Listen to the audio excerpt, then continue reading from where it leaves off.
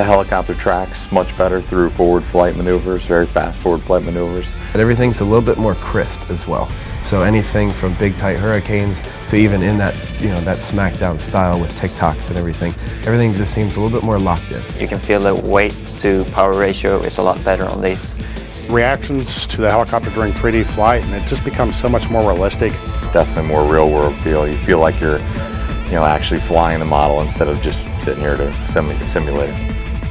When it comes time to do that smackdown on, in the box, on the deck style that really impresses people at fun flies and stuff, there's a lot more control. The blades feel a lot more crisp.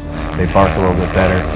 Everything feels a lot more locked in and connected right down on the deck. So when you practice it on the computer and you go outside, that gap is not as far. I think it's an overall global effect. I think the entire physics engine, feels like it's been reworked and spent a lot more time with to make it much better.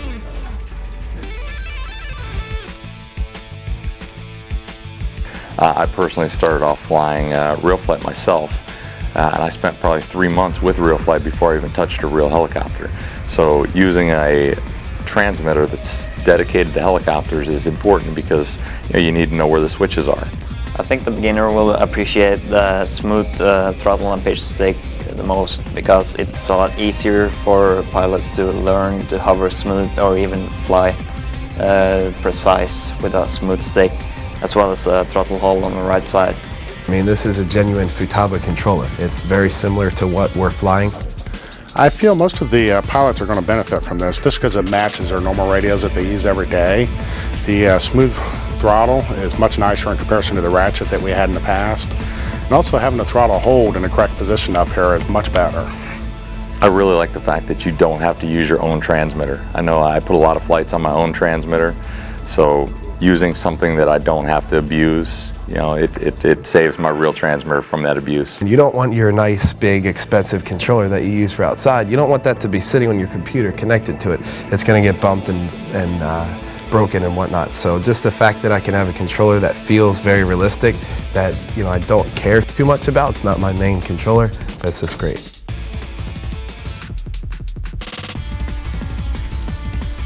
They've improved the graphics to where we now have HD graphics, really high definition, crisp, clean graphics that make you feel like you're flying the real thing. The new blade blurring and the reflectiveness of the blades and everything in flight, and also the new camera views have been optimized to show the helicopter much better than in the past. I've noticed a lot of really cool features in the new RealFlight 6 when it comes to graphics. I've noticed that the blades, as let's say you're doing a tic-toc in front of you, just the way that they load and whatnot, it's a lot more realistic there. The scenery in general has improved. It really looks like the real thing. Some of the fields I've been to all across the US are on here, and they truly look like the real thing. Also with graphics, there's a lot of things that have been added, which I feel like now the computers nowadays, mostly everybody's running a more high performance computer than they have in previous years, to where they can take advantage to that. They don't need to turn the smoke off. They don't need to turn particles off, so they can see all sorts of really fine details that have been put into there, such as like in the HD fields that are now available in this new version.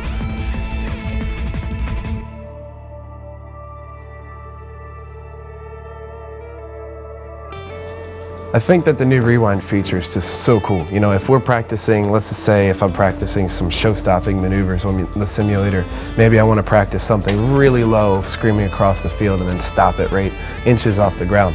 And you can view it again. See my perfect crash there, and rewind it. Oh, there we go. I think it's a pretty cool feature. If you're flying just regular 3D and you can see some maneuvers that you like a lot better than others, you can just rewind instantly and try that one more time.